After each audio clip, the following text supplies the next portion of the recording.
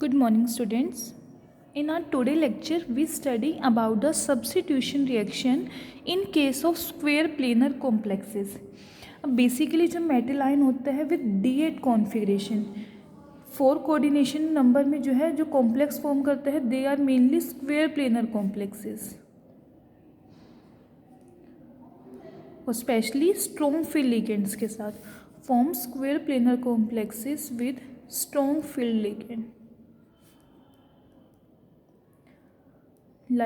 मेरे पास मेटल की बात करूँ मैं D8 कॉन्फ़िगरेशन की, प्लेटिनम हुआ इन +2 ऑक्सीडेशन स्टेट, पैलेडियम इन +2 ऑक्सीडेशन स्टेट, सिमिलर वे में निकल 2 पॉजिटिव, Au3 पॉजिटिव, ऐसे ही रोडियम 1 पॉजिटिव। तो ये जो सारे के सारे कॉम्प्लेक्सेस है D8 कॉन्फ़िगरेशन में बेसिकली जो कॉम्प्लेक्स बनाएंगे कोऑर्डिनेशन नंबर 4 में कौन से होंगे, वो स्क्वायर प्लेनर कॉम्प्लेक्सेस होंगे। अब जैसे इन सभी में बात करूँ स्क्वायर प्लेनर कॉम्प्लेक्सेस में, ये सारे जो स्क्वायर प्लेनर कॉम्प्लेक्सेस है इसमें से बेसिकली जो प्लेटिनम इन +2 ऑक्सीडेशन स्टेट है इसको जो है हम स्टडी करते हैं डिटेल में, इसकी काइनेटिक स्टडी करेंगे जस्ट बिकॉज ये जो कॉम्प्लेक्स है ये स्टेबल होते हैं, इनको हम ईजिली बना सकते हैं और इसमें जो लिगेंड सब्स्टिट्यूशन रिएक्शन है, लिगेंड एक्सचेंज हो रहा है, उनका जो रेट है उसे हम जो है ईजिली स्टडी भी कर सकते हैं।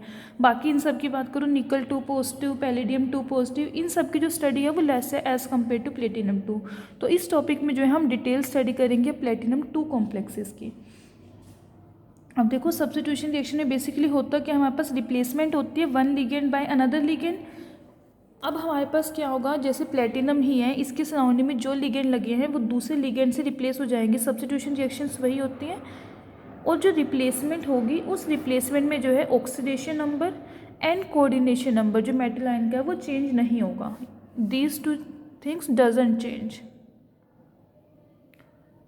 सिर्फ हमारे पास क्या होगी, लिगेंड की रिप्लेसमेंट होगी, replacement of one ligand by another ligand without any change in oxidation number and coordination number.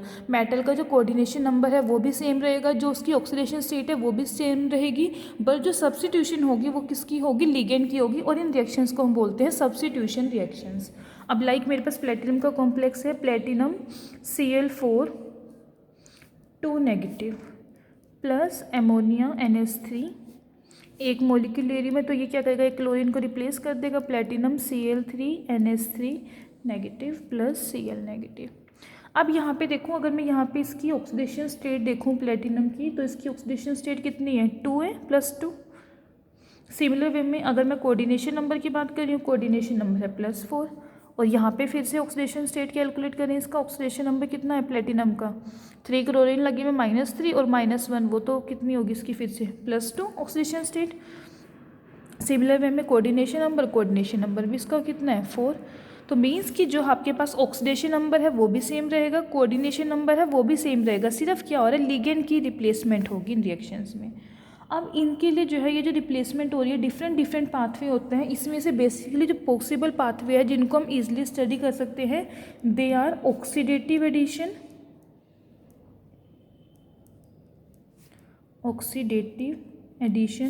Second one is electrophilic substitution,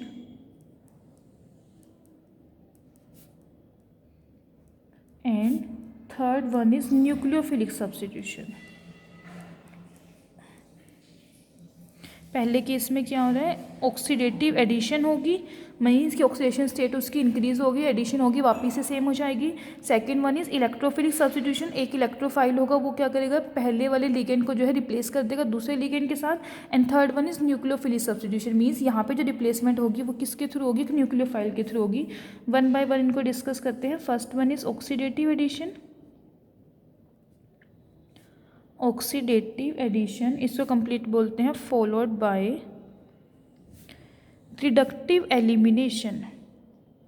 पहले ऑक्सीडेशन होगी फिर एलिमिनेशन के टाइम पे वापस रिडक्शन हो जाएगी, तो उसकी जो ऑक्सीडेशन स्टेट है वो सेम रहेगी। It leads to substitution reaction,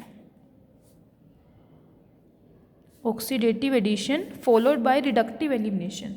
कैसे, जैसे मेरे पास प्लेटिनम का ही कॉम्प्लेक्स है, इसमें टोटल 4 लिगेंड्स लगे हुए हैं, एक मिथाइल है, क्लोरीन है और एक ये लिगेंड लगा हुआ है आपके पास। अब ये जो कॉम्प्लेक्स है सबसे पहले क्या होगा, ऑक्सीडेटिव एडिशन।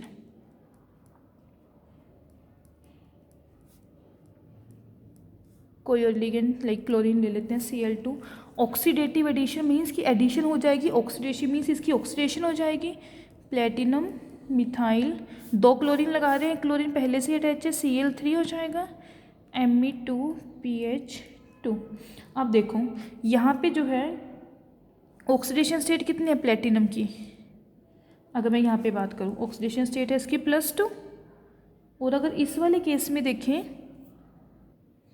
ऑक्सीडेशन स्टेट होगी इसकी +2 and coordination number is 1 2 3 4, 4 coordination number है। अगर यहाँ पे बात करूँ प्लेटिनम की ऑक्सीडेशन स्टेट की, यहाँ पे कितनी है +4 एंड कोऑर्डिनेशन की नंबर कितना होगा 6। ऑक्सीडेटिव एडिशन हो रही है, ऑक्सीडेशन स्टेट चेंज होगी +2 से +4। सेकेंड स्टेप क्या होना है इसमें, रिडक्टिव एलिमिनेशन। अब यहाँ पे आगे होगी रिडक्टिव एलिमिनेशन। रिडक्टिव एलिमिनेशन कैसे होगी, प्लेटिनम Cl2, ये जो Cl2 थे ये तो 2 क्लोरीन हमने अटैच ही करे थे यहाँ पे, ये जो एक ग्रुप लगा हुआ है मिथाइल एंड क्लोरीन, ये दोनों ग्रुप जो है यहाँ से निकल जाएंगे MECl। अब देखो फिर से यहाँ पे कोऑर्डिनेशन नंबर 1 2 3 4 ही हो गया और ऑक्सीडेशन स्टेट है फिर से 2 रहेगी इसकी, oxidation state +2 and coordination number +4। मैंने क्या कहा था कि सब्स्टिट्यूशन रिएक्शन में oxidation number and coordination number it doesn't change. Oxidation state +2 same यहाँ पे, कोऑर्डिनेशन नंबर 4 यहाँ पे भी 4, ठीक है। तो इसमें क्या हो रहा है, इस मैकेनिज्म में सबसे पहले ऑक्सीडेटिव एडिशन हो रही है, सबसे पहले Cl2 मॉलिक्यूल जैसे अटैच हो जाएगा यहाँ पे, उसके बाद क्या है रिडक्टिव एलिमिनेशन होगी, यहाँ से 2 लिगेंड जो है आपके पास वो रिप्लेस हो जाएंगे। ओके, सेकेंड है इलेक्ट्रोफिलिक सब्स्टिट्यूशन।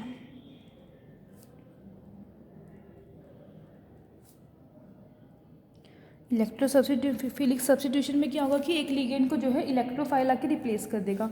सेम यही वाला कॉम्प्लेक्स लेके चलते हैं, प्लेटिनम मिथाइल क्लोरीन PMa2PH2। अब यहाँ पे हमें क्या चाहिए, इसके साथ में एक इलेक्ट्रोफाइल चाहिए। इलेक्ट्रोफाइल क्या करेगा, इसमें से लिगेंड को रिप्लेस कर देगा। लाइक हम यहाँ पे यूज़ कर रहे हैं mercury chloride HeCl2, platinum Cl2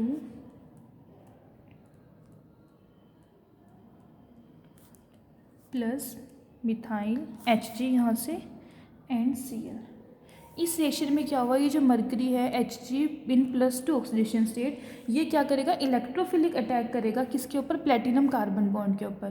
platinum carbon जो यहाँ पे बॉन्ड बन रही है उसके ऊपर इलेक्ट्रोफिलिक अटैक करेगा। ये ग्रुप जो है यहाँ से रिप्लेस हो जाएगा किससे, क्लोरीन एटम के साथ। क्लियर। अब जो थर्ड मैकेनिज्म है that is nucleophilic substitution. Nucleophilic substitution means यहाँ पे जो हम इनकमिंग लिगेंड ले रहे हैं उसमें क्या होना चाहिए, वो न्यूक्लियोफाइल की तरह बिहेव करे। न्यूक्लियोफाइल यहाँ पे अटैक करेगा, like same complex platinum methyl chlorine plus N3 negative. अब ये एज अ न्यूक्लियोफाइल वर्क करेगा।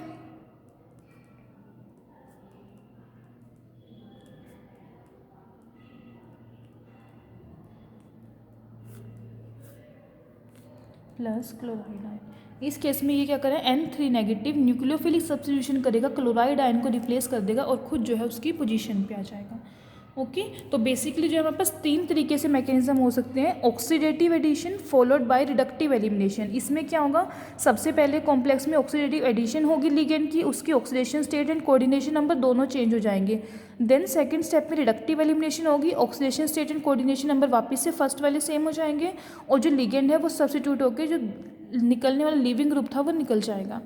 सेकंड जो है वो है इलेक्ट्रोफिलिक सब्स्टिट्यूशन। इलेक्ट्रोफिलिक सब्स्टिट्यूशन में कि कोई हमारे पास इलेक्ट्रोफाइल की तरह वर्क करेगा इनकमिंग लिगेंड जो है और वो रिप्लेस कर देगा ग्रुप को। Third one is nucleophilic substitution, यहाँ पे जो अटैक होगा वो किसका होगा, न्यूक्लियोफाइल का अटैक होगा। ओके, पहले जो हमने 2 पढ़े ऑक्सीडेटिव एडिशन है या फिर इलेक्ट्रोफिलिक सब्स्टिट्यूशन, ये काफ़ी कॉमन है, हमारे ऑर्गेनिक केमिस्ट्री में स्टडी करते हैं। बट यहाँ पे जो प्लेटिनम 2 कॉम्प्लेक्स हम स्टडी कर रहे हैं उसके लिए बेसिकली जो हम पढ़ेंगे that is nucleophilic substitution. Means कि जो सब्स्टिट्यूशन हो रही है वो किसकी हेल्प से होगी, न्यूक्लियोफिलिक सब्स्टिट्यूशन की हेल्प से, न्यूक्लियोफाइल की हेल्प से। ओके, अब देखो पहले इसके लिए रेट लो लिखिए। अगर हम न्यूक्लियोफिलिक सब्स्टिट्यूशन रिएक्शन के लिए rate low for nucleophilic substitution in square planar complexes.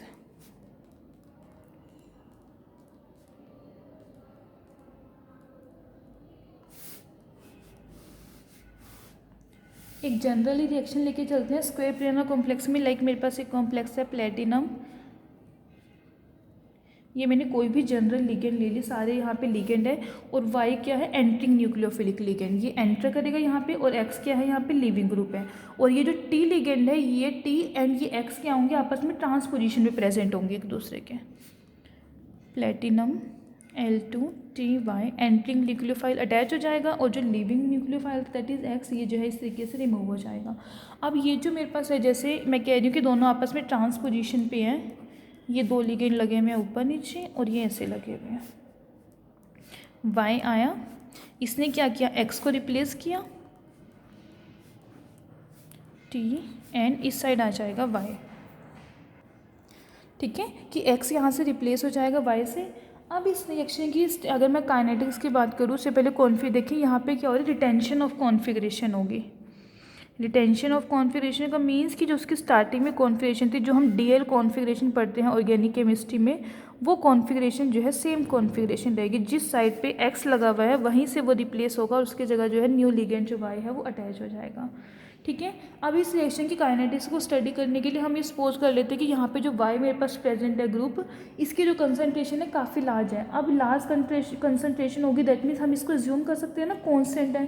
तो इसके लिए अगर हम रेट लो लिखें, वैसे तो दो टर्म्स है यहाँ पे, बट अगर मैं इसको कॉन्स्टेंट एज्यूम करके चले तो ये फर्स्ट ऑर्डर रिएक्शन हो जाएगी, और फर्स्ट ऑर्डर में भी हम इसको क्या बोलेंगे, pseudo first order reaction, because actual में ये फर्स्ट ऑर्डर नहीं है। हम जस्ट क्या कर रहे हैं, एक रिएक्टेंट मॉलिक्यूल की कंसनट्रेशन को कॉन्स्टेंट कर रहे हैं। स्यूडो फर्स्ट ऑर्डर रिएक्शन होगी, इसके लिए जो रेट लो लिखेंगे, rate is equal to minus disappearance of this complex L2TX divided by dt is equal to K1 plus K2 platinum L2TX into concentration of y. यहाँ पे जो ये है मेरे पास प्लेटिनम L2TX, ये क्या है, कंसनट्रेशन ऑफ द कॉम्प्लेक्स, और ये है concentration of the incoming ligand. Okay, अब इसे हम अगर रीअरेंज कर ले, देखो यहाँ पे ये वाला कॉम्प्लेक्स जो है ये कॉमन आ जाएगा दोनों में से, इसको मैं बाहर कॉमन ले लेती हूँ, सेम है दोनों में। अंदर क्या बचाएगा, K1 plus K2 into concentration of y. ठीक है, इसको हम एज्यूम कर लेते हैं कि ऑब्जर्व के ऊपर। क्लियर, ये जो equation I, let it be 1 equation, ये होगी इक्वेशन नंबर 2, और यहाँ पे जो K ऑब्जर्व है दैट इज इक्वल टू, इस वाली टर्म के इक्वल है K1 plus K2 into Y. इसको ले लो आप अभी के लिए थर्ड इक्वेशन। ठीक है, अब देखो इक्वेशन 3 से जो है मैं K1 और K2 की वैल्यू को जो डिटरमिन कर सकती हूँ, किस तरीके से, ये जो इक्वेशन बन रही है, K observe is equal to K2 into y plus K1, ये किस तरीके की इक्वेशन है, y is equal to m into x plus c, ये मैथ्स में हम पढ़ते हैं स्ट्रेट लाइन इक्वेशन होती है, y along the y axis, ये it is along x axis. तो K ऑब्जर्व को जो है अगर हम प्लॉट करना चाहे से इस तरीके से, इस साइड आ जाएगा K ऑब्जर्व, और इधर आ जाएगा x, यहाँ पे क्या है, कंसनट्रेशन ऑफ y। तो ये जो ग्राफ मेरे पास मिलेंगे इस तरीके से स्ट्रेट लाइन ग्राफ होंगे, डिपेंड करेंगे अलग अलग न्यूक्लियोफाइल के ऊपर कि जो मेरे पास लिगेंड लगे हैं वो क्या लगे, इस तरीके से स्ट्रेट लाइन ग्राफ आ जाएगा। और यहाँ पे ये जो K1 है कांस्टेंट, ये क्या होगा, इसका इंटरसेप्ट, और जो K2 है ये क्या होगा, स्लोप ऑफ द लाइन। ठीक है, स्ट्रेट लाइन ग्राफ आएगा, K1 हो जाएगा इंटरसेप्ट और K2 यहाँ पे हो जाएगा स्लोप। अब जो प्लॉट है रेट कांस्टेंट का, वो अलग अलग न्यूक्लियस के अकॉर्डिंग जो है, न्यूक्लियोफाइल के अकॉर्डिंग डिफरेंट होगा। अब इस रेट लॉ को एनालाइज करने के लिए पहले हम जो है मैकेनिज्म को स्टडी करते हैं। टोटल मेरे पास जो है 4 क्लासेस होती हैं इसकी मैकेनिज्म की, रेट डिटरमिनिंग स्टेप की, कि जो मेरे पास बॉन्ड मेकिंग, अब यहाँ पे क्या हो रहा है, ये वाली बॉन्ड फॉर्म ब्रेक होएगी तब ये वाली बॉन्ड फॉर्म होगी ना, तो ये मैकेनिज्म किस तरीके से हो रहा है, ये तो मैंने डायरेक्ट रिएक्टेंट ने प्रोडक्ट लिख दिए, मीन्स कि जो बीच में इंटरमीडिएट है, that means rate determining step जो है वो किस तरीके से होगा। वो बेसिकली 4 टाइप से हो सकता है। First one is associative reaction. पहले हम देखेंगे कि कौन कौन सी टाइप के होता है, फिर हमारे जो रिएक्शन हो रही है वो कौन से वाले मैकेनिज्म से हो रही है। एसोसिएटिव रिएक्शन, इसको शॉर्ट फॉर्म में ए से डिनोट करते हैं एसोसिएटिव। देखो एसोसिएटिव वर्ड का ही मतलब क्या होता है, हमारे पास कि दो मॉलिक्यूल जो है आपस में कंबाइन हो जाए, एसोसिएट हम उसे बोलते हैं। तो इस केस में जो रेट डिटरमिनिंग स्टेप होगा वो क्या होगा, formation of intermediate with increased coordination number, कि ये वाली बॉन्ड ब्रेक नहीं होगी, उससे पहले ये वाला मॉलिक्यूल जो है यहाँ पे अटैच हो जाएगा। एसोसिएटिव है ना, तो जो इसका रेट डिटरमिनिंग स्टेप होगा उसमें जो कोऑर्डिनेशन नंबर होगा कॉम्प्लेक्स का वो चेंज हो जाएगा 4 to 5 में, increase coordination number. Clear. Associative that means कि जो रेट डिटरमिनिंग स्टेप है उसमें जो फॉर्मेशन हो इंटरमीडिएट की वो कैसे होगी, इंक्रीज कोऑर्डिनेशन नंबर के साथ होगी। और अगर मैं सिंपली वे में कहूँ कि जो प्लेटिनम और वाई के बीच में जो बॉन्ड बननी है वो पहले ही बननी स्टार्ट हो जाएगी इसके ब्रेक होने से पहले। प्लेटिनम एक्स बॉन्ड ब्रेक नहीं होगी, उससे पहले ही प्लेटिनम और वाई के बीच में जो है बॉन्ड बन जाएगी। उस मैकेनिज्म को हम बोल लेंगे एसोसिएटिव मैकेनिज्म, और रिएक्शन हो जाएगी एसोसिएटिव रिएक्शन। क्लियर। ऐसे ही second is dissociative reaction. D से इसको रिप्रेजेंट करेंगे। अब देखो वर्ड से पता चल रहा है डिसोसिएट। डिसोसिएट का मतलब क्या होता है कि ब्रेक डाउन होना। तो इस केस में जो रेट डिटरमिनिंग स्टेप है उसमें क्या होगा, ये जो बॉन्ड है ये पहले ही ब्रेक हो जाएगी, उसके बाद ये वाला मॉलिक्यूल अटैच होगा। तो रेट डिटरमिनिंग स्टेप में क्या हो रहा है, ये वाली बॉन्ड पहले ही ब्रेक होगी। जब ये वाली बॉन्ड ब्रेक होगी तो मेरे पास कोऑर्डिनेशन नंबर कितना रह गया, 1 2 3। तो इस केस में हमारे पास क्या होगा, जो फॉर्मेशन हो रही है इंटरमीडिएट की वो कब होगी, जब एक लिगेंड जो है मेरे पास वो बाहर निकल जाएगा। ठीक है। या फिर ऐसे कह सकती हूँ कि जो प्लेटिनम एक्स बॉन्ड है वो पहले पूरी की पूरी टूटेगी, उसके बाद ये वाली बॉन्ड बनना स्टार्ट होगी। तो इसको हम बोलेंगे dissociative reaction. Third one is interchange associative. Interchange associative इसको रिप्रेजेंट करते हैं आई ए से। अब देखो इंटरचेंज बट एसोसिएटिव, एसोसिएटिव का मतलब तो वही ना, कोऑर्डिनेशन नंबर इंक्रीज हो रहा है।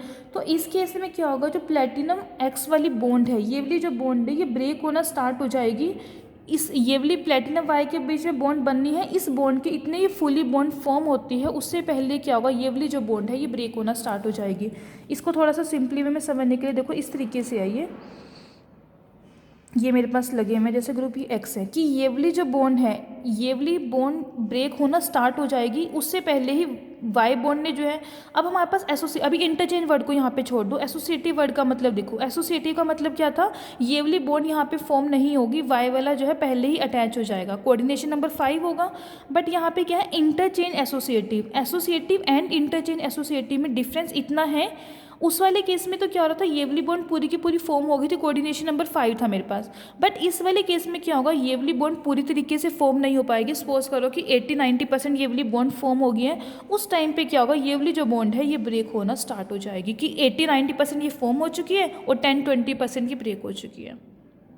क्लियर। तो इस मैकेनिज्म को हम बोलेंगे इंटरचेंज एसोसिएटिव। मीन्स यहाँ पे क्या हो रहा है, प्लेटिनम एक्स वाली जो बॉन्ड है वो बिगिन हो जाएगी ब्रेक होना, उससे पहले कि वो वाली प्लेटिनम वाई वाली बॉन्ड जो है वो फुली फॉर्म हो।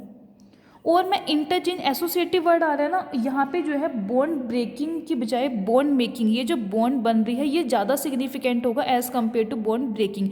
तभी मैंने इसकी 80-90% ली है और इसकी 10-20% ली है, कि जो बॉन्ड फॉर्म हो रही है ज़्यादा सिग्निफिकेंट है, बट ये पूरी 100% फॉर्म नहीं होगी, उससे पहले ही इसका जो ब्रेक होना है वो स्टार्ट हो जाएगा।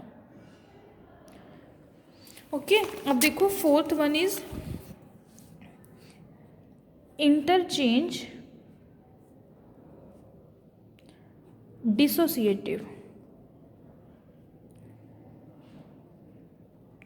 अब देखो इंटरचेंज डिसोसिएटिव आईडी से इसको रिप्रेजेंट करेंगे। इस केस में क्या है, डिसोसिएटिव। डिसोसिएटिव मैकेनिज्म हम क्या पढ़ रहे थे कि पहले जो है वो वाली बॉन्ड कंप्लीट ब्रेक होती है, कोऑर्डिनेशन नंबर 3 रह जाता है, फिर इनकमिंग जो ग्रुप है वो अटैच होगा।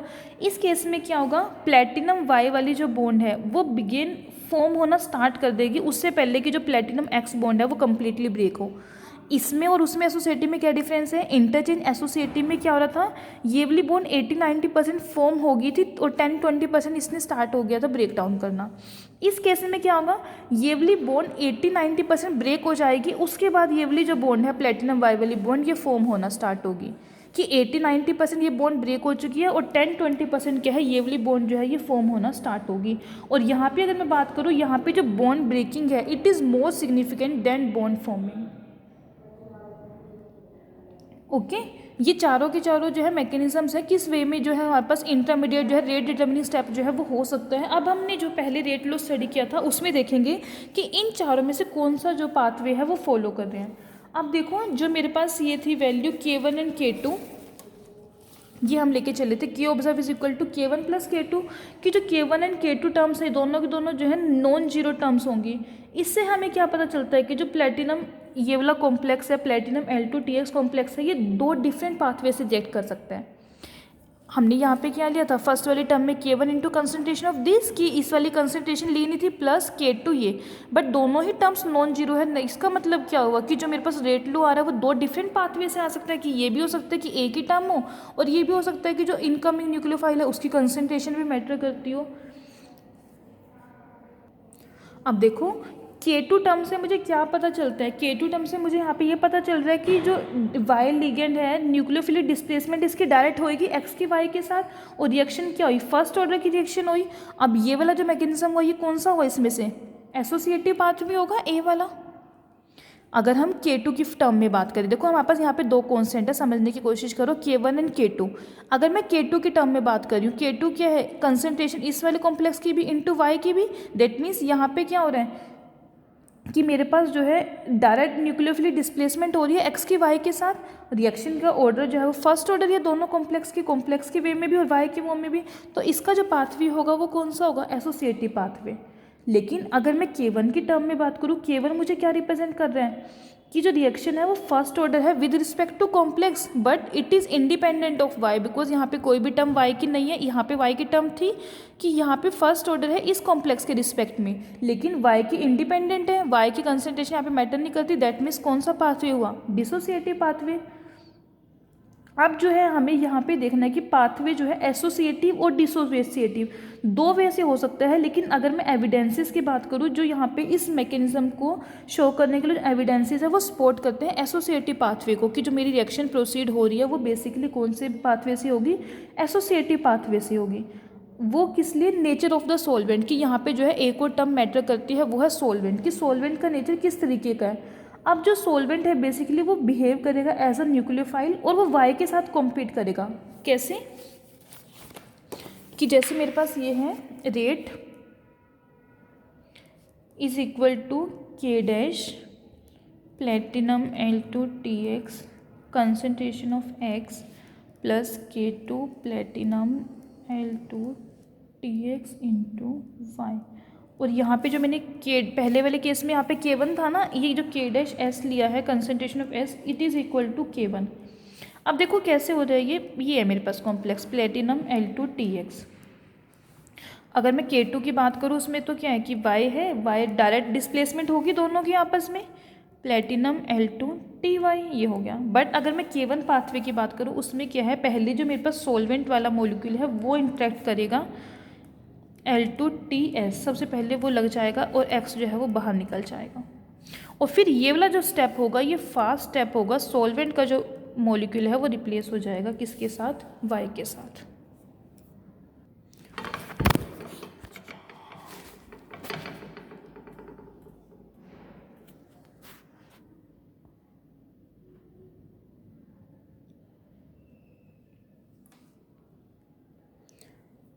अब देखो यहाँ पे ये जो मेरे पास K1 वाली टर्म थी रेट लो एक्सप्रेशन से ये क्यों अराइज हो रही थी कि यहाँ पे जो मैकेनिज्म है वो डिसोसिएशन रिएक्शन हो रही है कि जो X वाली बॉन्ड है वो पहले ब्रेक होगी, 3 कोऑर्डिनेट मेरे पास कॉम्प्लेक्स आएगा उसके बाद Y रिएक्ट करेगा।